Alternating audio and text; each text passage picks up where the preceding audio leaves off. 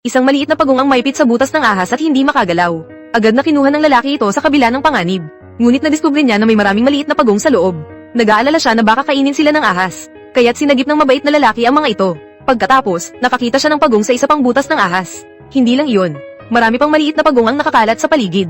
Nakita niya silang malapit ng mamatay. Nagpa siya ang lalaki na dalhin silang lahat pa uwi para alagaan. Sa simula, simple lang ang iniisip ng lalaki. Iyon ay ang palakihin sila at gawing pagong na nilaga para sa kalusugan. Gayunpaman, ang lamaking mga pagong ay namangha sa lahat. Pagdating sa bahay, agad na tinulungan ng lalaki na linisin ang kanilang mga shell. Matapos makakuha ng malinis na tubig, ang mga maliit na pagong ay mabilis na nakabawi ng lakas. Gayunpaman, sobrang masikip ang lahat ng pagong sa isang palanggana. Kaya't naglaan ang lalaki ng isang puwang para sa kanilang pamumuhay. Hindi inaasahan na ang grupong ito ng mga maliit na kaibigan ay napakamaselan. Wala silang kinakailangang selatibo sa pagkain. Pati mga dahon at bulaklak ay kinakain nila ng masarap. Pagkatapos kumain, sila'y umuwi at natutulog ng maayos. Nang matanggap nila ang pag-aalaga mula sa lalaki, ang grupong ito ng maliliit na pagong ay namumuhay ng labis na kasiyasiya. Minsan sila'y nagkukumpulan upang magbabad sa araw. Minsan naman ay sabay-sabay silang nalulublob sa tubig at nagkwentuhan. Kapag dumating ang oras ng pagkain, ang lalaki ay nagtitipon sa kanila sa isang lalagyan ng tubig. Pagkatapos ay dadalhin sila sa kantina para kumain. Bagaman ng isang pagong ay makakakain lamang ng isang bulaklak sa bawat pagkain.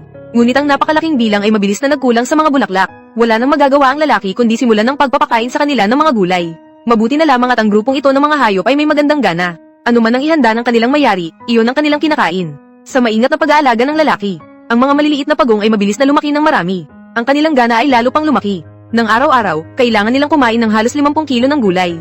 Kahit na ang pag-aalaga sa kanila ay may malaking pressure, patuloy pa rin ang lalaki sa paghahanda ng sapat na pagkain para sa kanila araw-araw.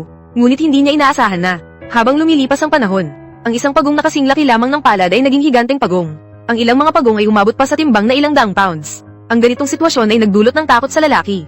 Natatakot siyang baka magbago ang mga ito at siya ang kanilang kainin.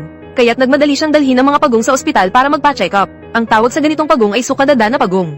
Sila ay isa sa pinakamalaking pagong sa mundo. Ang presyo ng mga adult na sukadada na pagong ay umaabot ng daan-daang libo bawat isa. Nang malaman na sila ay pinagkukunan ng pera, hindi na naisip ng lalaki na kainin sila. Sa halip, mas pinagsikapan niyang alagaan sila, at bumili siya ng mas malaking lupa para sa kanilang tirahan. Kahit na sila ay lumaki ng labis, ngunit ang kanilang hilig sa gulay ay hindi nagbago. Dahil dito, pinuno ng lalaki ang bakuran ng mga gulay para sa kanilang pagkain. Ang ilang pagong ay hindi masyadong masigla sa pagkain. Kailangan ng lalaki na akitin ito sa bakuran gamit ang gulay. May ilan namang mahilig matulog na agad inilipat sa mesa ng pagkain. Nag-aalala na baka magkulang sa nutrisyon dahil sa puro gulay.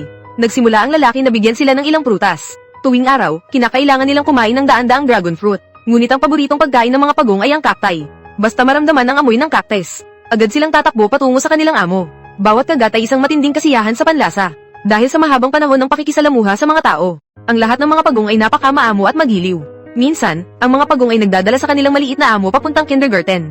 Ngunit dahil sa mabagal na bilis, madalas silang mahuli.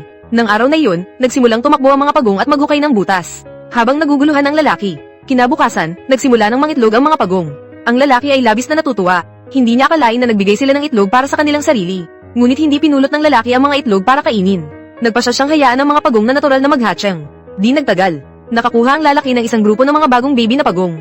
Habang pinagmamasdan ang mga baby na pagong na magparami, ang puso ng lalaki ay puno ng kagalakan at pag-asa. Ang lupain na ito ay magiging masayang paraiso para sa mga Selcata tortoise. Magandang araw po, humihingi po kami ng paumanhin kung may napansin kayong pag-uulit ng eksena o kung hindi natapos ng buo ang video. Maaring nagkaroon ng technical na issue, ngunit sisikapin po naming maiwasan ito sa susunod. Maraming salamat po sa inyong pangunawa at patuloy na suporta.